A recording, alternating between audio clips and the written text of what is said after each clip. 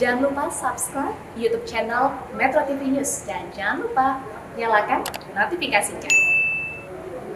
Identitas digital kependudukan merupakan representasi penduduk dalam aplikasi digital yang melekat pada seseorang yang terdaftar sebagai penduduk dan memastikan identitas tersebut merupakan orang yang bersangkutan. Untuk dapat menggunakan identitas digital, setelah melakukan instalasi aplikasi, kita harus melakukan registrasi dengan memasukkan NIK, alamat email, dan nomor HP. Kemudian kita akan diminta melakukan verifikasi data melalui face recognition. Baru setelahnya, dilakukan verifikasi email supaya bisa login ke dalam aplikasi.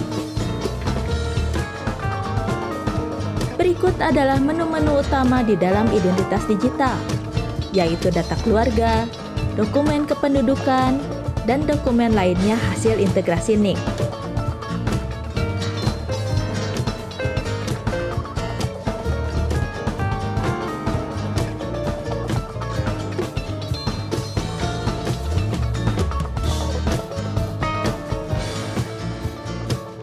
Kita juga bisa menampilkan QR Code identitas digital, biodata, dan histori aktivitas yang sudah dilakukan.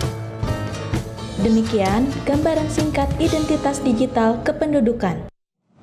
Ya, nah saat kehidupan serba digital seperti saat ini, tak hanya transaksi finansial ya, berbagai data pribadi fisik pun beralih menjadi digital seperti iktp. Iya. Dari kanal video berbagi Dirjen Kependudukan dan Catatan Sipil Kementerian Dalam Negeri, disebutkan mulai tahun lalu, Indonesia mulai melakukan uji coba menerapkan identitas digital. Peralihan bertahap ini akan menggantikan kartu tanda penduduk elektronik fisik yang ada saat ini. IKTP digital akan memiliki QR Code atau kode batang yang bisa disimpan di telepon genggam dan tinggal dipindai atau di-scan untuk berbagai keperluan. Kepraktisan ini pemirsa membuat masyarakat tak perlu lagi menggunakan fotokopi KTP. Ya, meski semakin praktis, namun ancaman bocornya data kependudukan terus membayangi pemirsa yang menuntut sistem pengamanan data pribadi harus lebih ditingkatkan, terlebih setelah menjadi data digital.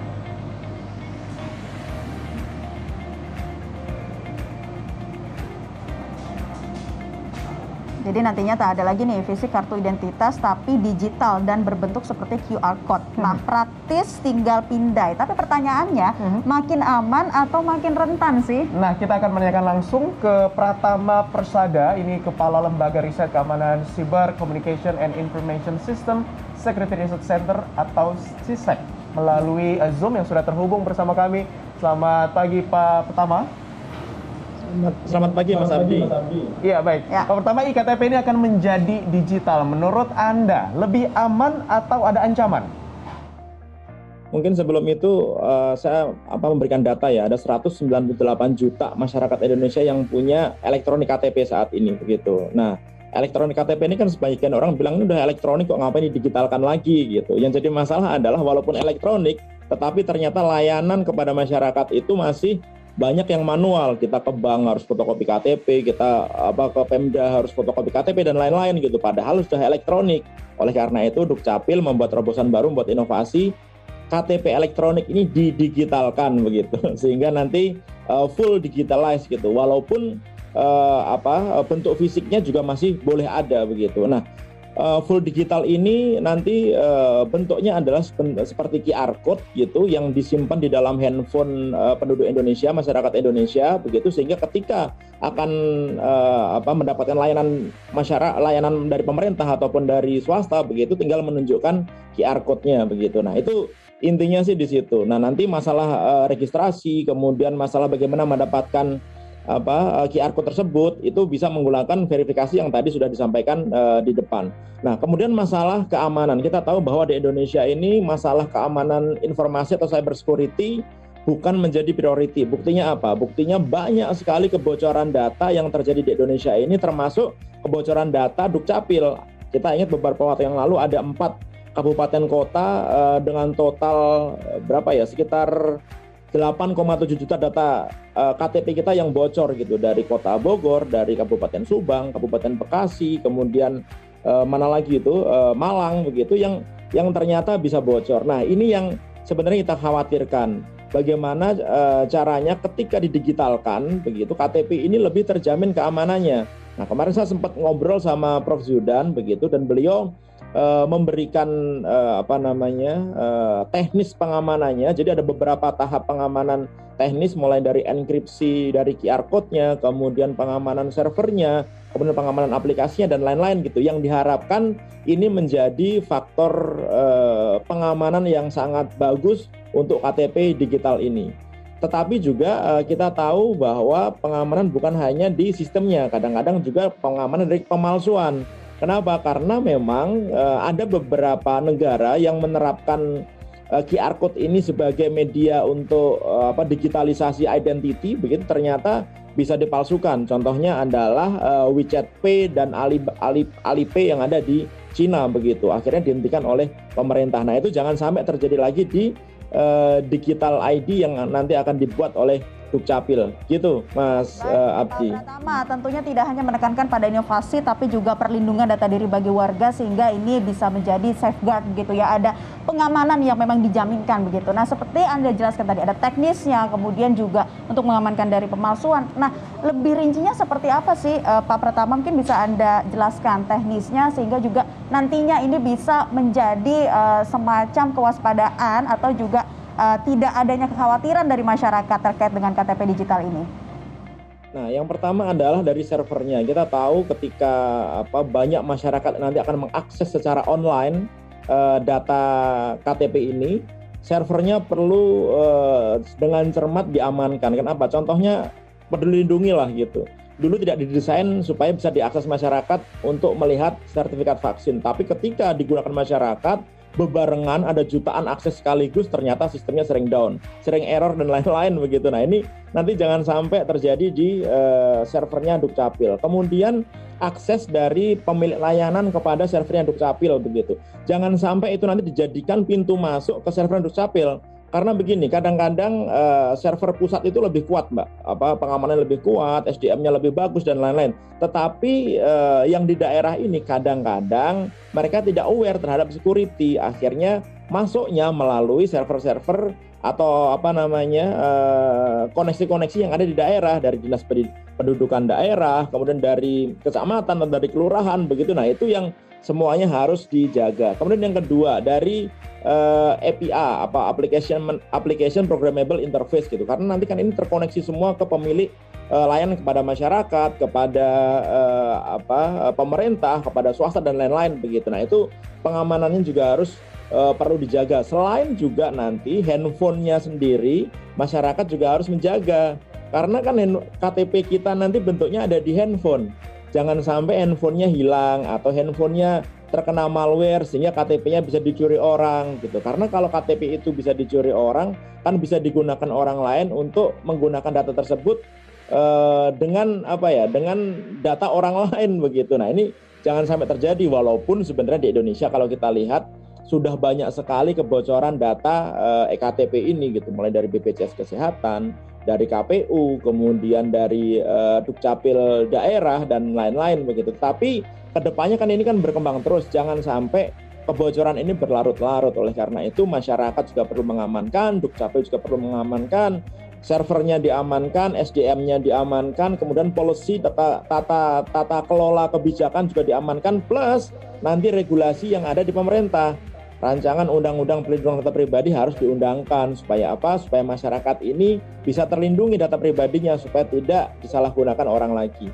Gitu, Mbak. Artinya dari segala infrastruktur yang juga harus kemudian saling ibaratnya harus dikuatkan juga, dari usernya sendiri juga harus aktif untuk mengamankan agar data-datanya sendiri yang tidak bocor. Saya mau menanggapi tadi terkait dengan server security yang tadi Anda katakan. Sejauh ini sudah seperti apa? Artinya dengan adanya inovasi ini pasti harus didukung dengan adanya infrastruktur yang memadai begitu, tadi seperti yang Anda katakan bahwa di daerah-daerah mungkin gitu dengan server security yang masih belum memadai. Apakah dengan adanya inovasi ini juga sudah dibarengi dengan adanya infrastruktur tersebut, Mas Pratama? Ya. Jadi Dukcapil sudah melakukan uji coba ke 50 kabupaten kota dan hasilnya cukup memuaskan begitu, dan server Dukcapil juga sudah dilakukan testing, penetration test gitu, dicek masalah security-nya, keamanannya, kekuatannya dan lain-lain, dan hasilnya sampai saat ini sangat bagus begitu. Nah, ini kita harapkan ketika nanti disebarluaskan ke seluruh kabupaten kota yang ada di Indonesia, seluruh masyarakat kita bisa mengakses, ya kekuatannya tetap sama seperti ini begitu. Jangan sampai begitu nanti semuanya sudah dapat aksesnya malah keamanannya jadi turun begitu kan. Ternyata kasusnya sangat banyak sekali kan. Ternyata kebocoran data itu tidak menjadi pelajaran bagi suatu institusi untuk mengamankan datanya gitu. Contohnya data e-hack yang dulu bocor begitu ternyata tidak menjadi pelajaran bagi Kementerian Kesehatan ketika data rujukan rumah sakit bocor juga beberapa waktu yang lalu gitu Mbak. Ya, Mas Pratama, jadi ini kita melihat lagi terkait dengan kelebihan dan juga kelemahannya. Nah, kalau kelebihan tadi kita sudah sama-sama bahas bersama, tapi kelemahannya apa dan juga terkait dengan seberapa banyak sih atau seberapa besar sih warga atau masyarakat ini nantinya bisa dimudahkan dengan adanya KTP digital ini, Mas Pratama? Gini, saat ini kan orang kayaknya lebih ingat bawa handphone daripada bawa KTP ya gitu. Jadi bawa KTP mungkin sering lupa, tapi bawa handphone sepertinya nggak akan pernah lupa gitu. Nah, ini mungkin yang menjadi salah satu poin penting bahwa ya sudah KTP-nya taruh di handphone aja gitu. Bentuknya digital, QR code yang diamankan dengan maksimal begitu. Nah, kalau kita berbicara kelebihannya banyak, layanan masyarakat nanti bisa lebih efisien. Nggak perlu lagi nanti fotokopi KTP, tanyain KTP-nya gitu. Tinggal kasih aja QR code-nya, di-scan, selesai gitu. Kemudian juga ketika pencetakan KTP ini membutuhkan anggaran sangat besar karena ternyata ratusan miliar uang negara itu digunakan untuk mencetak belangko KTP gitu Mbak tiap tahun di Dukcapil gitu. Nah, dengan adanya ini tentu akan mereduce cost itu yang akan menghemat keuangan negara gitu. Nah, kerugiannya adalah tidak semua orang kan juga memiliki KTP begitu, bukan KTP, memiliki handphone, smartphone gitu. Karena ini harus disimpan di smartphone. Ada 11% masyarakat Indonesia yang tidak memiliki smartphone begitu. Nah, akhirnya kemarin solusinya adalah KTP elektronik yang lama tetap berlaku, tetapi masyarakat yang sudah memiliki infrastruktur device yang cukup bisa menggunakan KTP digital. Nah, kemudian juga kalau di Indonesia ini kita lihat pemerataan internet juga belum bagus-bagus amat. Banyak daerah-daerah yang masih belum memiliki koneksi internet yang cukup bagus. Ada belasan ribu desa di Indonesia yang belum dapat koneksi internet yang bagus begitu. Sehingga ketika kita berbicara masalah KTP digital tentu membutuhkan internet, membutuhkan akses jaringan yang stabil begitu, tentu ini susah untuk dilakukan gitu. Oleh karena itu di daerah-daerah yang memang internetnya agak kurang bagus, ya KTP elektronik yang lama masih bisa digunakan begitu Mbak. Jadi bukan berarti ketika ada KTP digital, KTP yang lama itu nggak dipakai gitu, nggak gitu. Jadi KTP yang lama masih bisa dipakai, kemudian KTP digital ini tetap bisa kita gunakan. Dan kalau misalkan KTP ini hilang, nggak perlu ribet-ribet kayak sekarang nih, bikin surat kehilangan di kepolisian, kemudian lapor ke Dukcapil, ke kelurahan, kemudian minta KTP baru lagi. Sekarang nggak gitu. Begitu handphonenya misalkan hilang, kita tinggal request ulang lagi dan kirimkan. Artinya inovasi ini bisa memberikan kemudahan bagi para warga, tentunya juga harus didukung dengan adanya jaringan infrastruktur yang memadai. Baik, terima kasih Pak Pratama Persada, pakar keamanan cyber sudah bergabung bersama kami di Selamat Pagi Indonesia. Selamat kembali beraktivitas Pak Pratama. Salam sehat. Kita ke informasi berikutnya pemirsa, berbagai kasus kebocoran data terjadi. Pada pekan lalu saja ada 6 juta data pasien COVID-19 di sejumlah rumah sakit bocor dan diperjualbelikan di dunia maya. Ya, desakan agar RUU perlindungan data pribadi segera disahkan pun menguat. Namun DPR justru memutuskan memperpanjang masa pembahasan RUU. Menjadi kesimpulan pembahasan. Dewan Perwakilan Rakyat memutuskan untuk memperpanjang masa pembahasan RUU Perlindungan Data Pribadi hingga masa sidang kedua DPR. Hal tersebut berdasarkan kesepakatan para anggota Dewan saat rapat paripurna Kamis siang. Wakil Ketua DPR RI Muhaimin Iskandar mengatakan permintaan perpanjangan pembahasan RUU ini berdasarkan laporan pimpinan Pansus, Komisi 1 DPR, dan Komisi 10 DPR. Pimpinan Pansus, Komisi 1, dan Komisi 10 DPR RI meminta perpanjangan waktu pembahasan RUU tentang landas kontinen, RUU tentang praktek psikologi, dan RUU tentang perlindungan data pribadi. Maka dalam rapat paripurna hari ini, apakah kita dapat menyetujui perpanjangan waktu pembahasan RUU tersebut sampai masa persidangan kedua yang akan datang? Setuju? Terima kasih. RUU Perlindungan Data Pribadi yang sebelumnya ditargetkan selesai setelah Lebaran atau sekitar bulan Mei 2021 molor. Pada Juni pembahasan RUU PDP ini kembali diperpanjang untuk kedua kali. Padahal kebutuhan UU PDP ini sangat mendesak lantaran maraknya kasus kebocoran data pribadi yang dialami sejumlah instansi pemerintah dan swasta. Rentetan kasus kebocoran data pribadi ini menunjukkan bahwa Indonesia sangat rentan sehingga pengesahan RUU PDP sebaiknya tidak ditunda-tunda lagi. Tim Liputan Metro TV.